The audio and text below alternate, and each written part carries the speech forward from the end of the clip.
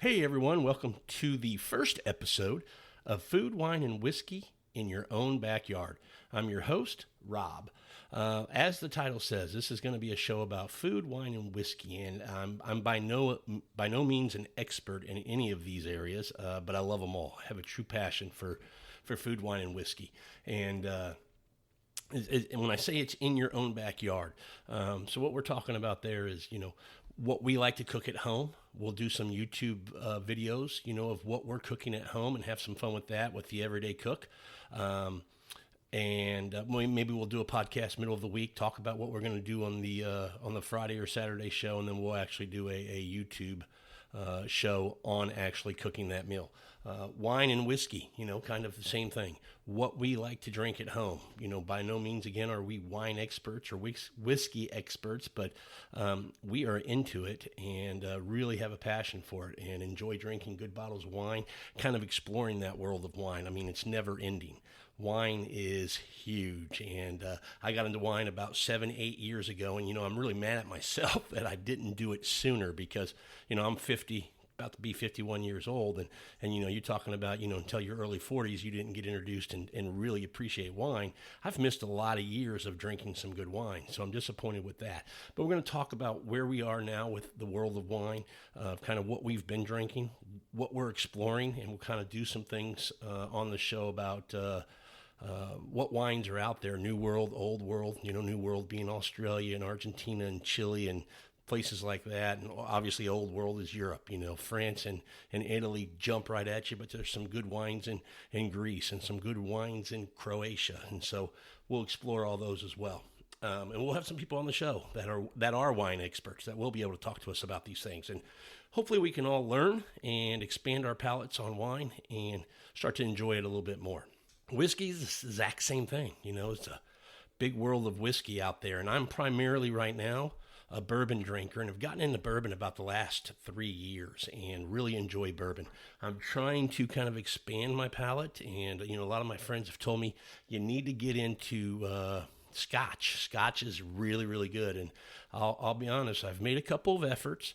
And just right now, I'm not hooked. I'm not really, really peaty for me, not something I like, but I will continue to try. Now, I do like some other whiskeys. I like some of the Japanese whiskeys, the ones that aren't, the single malt and that Scotch kind of make. So I do like some other whiskeys. I do like some brandies. I do like, obviously some rums and vodkas. So when we talk about whiskey, I know it's primarily talking about Scotch and bourbon and Irish whiskey and things like that. But we're going to expand on that to the world of spirits and talk about all kinds of different things and explore that world. So that'll be what we'll talk about as far as what we're doing at home, what we're drinking, what we're eating, what we're cooking. But we're also going to go out into our own backyard. We're going to go out into our neighborhood. And I'm outside of Houston, and we've got a fantastic food scene here in Houston. And I'm in a community called Katy, Texas, about 25 miles west of Houston. And our food scene here has just exploded in the last, probably the last 3 or 4 years. We have had a number of restaurants that have opened up that, these aren't your chain restaurants. They're not, getting a new Olive Garden or new Chili's or something like that. And I'm not knocking them. People, they have their place. But for people who enjoy food made by somebody who has passion and love for what they're doing, I mean, every meal is made that way. Every dish that goes out of the kitchen. We've got some fantastic restaurants that have opened up here in the Katy area.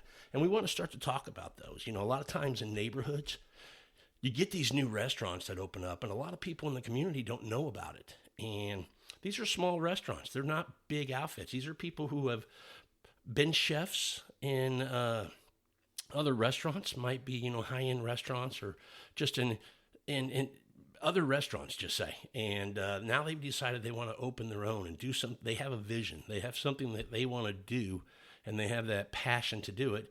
And they've jumped in and done it. They've taken that risk, if you will. And a lot of those are popping up in Katy. And we know that restaurants, typically if they're going to fail, they fail in that first year. And we want to try to help that from happening. We want to kind of go out and start to let the community know where these restaurants are, what kind of food they're serving, just kind of highlight them. Go out and support these guys. Here's what they're doing. And you know what we found so far is that these owners of these places are great for the community. And what I mean by that is they do a fantastic job of, creating an environment, putting out great food, taking care of the customers so they have a great experience. But in addition to that, we're seeing so many of them support the community. They come right in and start doing things actively in the community to, charitable work, donating, things like that. And I tell you, that's huge. And as a community, we need to give back to them. And by that, we need to highlight them. We need to start going out and supporting them.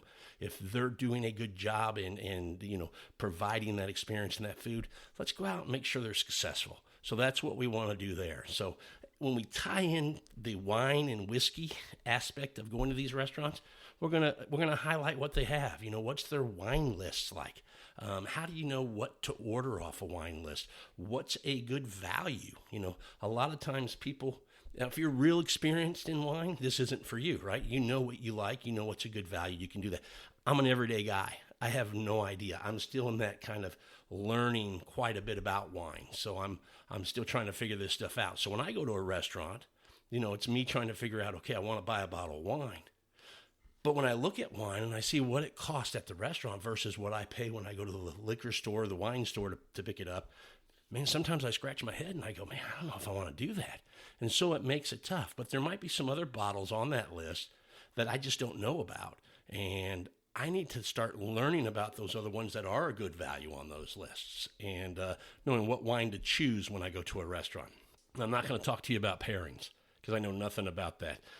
If you go to a high-end restaurant and they have a sommelier, that's the guy who will help you with that. But typically, these types of restaurants, you just go, they have a wine list, you pick something off their wine list, and that's the way it typically works.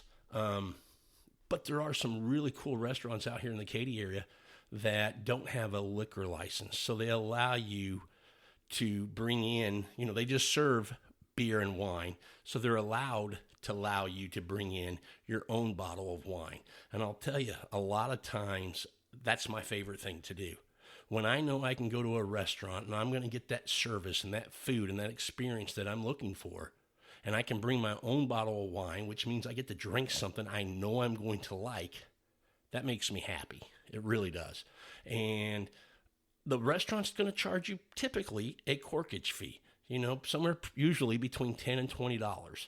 And that's to cover, you're not buying their wine. They're letting you open it up and drink it in their building, and they're going to pop the cork for you. They're going to give you some glasses. They're going to take care of you as far as pouring it or keeping it chilled for you. So it makes perfect sense to pay that corkage fee. Now, when you factor in that you're paying that small corkage fee plus the price you paid at retail, it's worth it to go out and do that at a restaurant. So we'll talk about, a lot of the restaurants in this area that allow you to do that, which is a really cool thing, and a lot of people don't know about it. We're also going to talk about the whiskeys that they have. Sometimes you just want to go out and have a cup of cocktails or boys bourbon night out or something like that. Go meet up with your buddies, but you want to go to a bar that has a wider range of whiskeys that you like, whether it be bourbons or scotch or, a variety of local bourbons. Bourbons are becoming huge in the United States, meaning a lot of states are having distilleries pop up and they're starting to make these things. And they're doing a really good job. And so we're going to talk about what establishments have all of those high selections, those good quality selections of whiskeys that you can go and partake in. So this is going to be a show about exploring, just everything that's around us and available to us and making sure it gets out to our community so people can go out and support these establishments. And then again, like I said at the beginning, we're going to do a lot of fun things in our own house, man. We're going to do maybe some little cooking shows, and we'll do some whiskey reviews on YouTube. We'll do some wine reviews on YouTube. And maybe this will give people a chance to see what we're drinking, what we think about it. And by no means are we telling you what we think is the right answer. There is no right answer. By all means, drink what you like. But we want to make this a show where people can interact with us when we do a live tasting. We also want this to be a show where we go out into the community and we visit with these places. We go check out local distilleries. We go check out local breweries. Of course, we're going to hit up the restaurants like we already said. So it's just going to be a very active show. So we're going to have a podcast. We're going to have a YouTube channel. We're going to put together a website.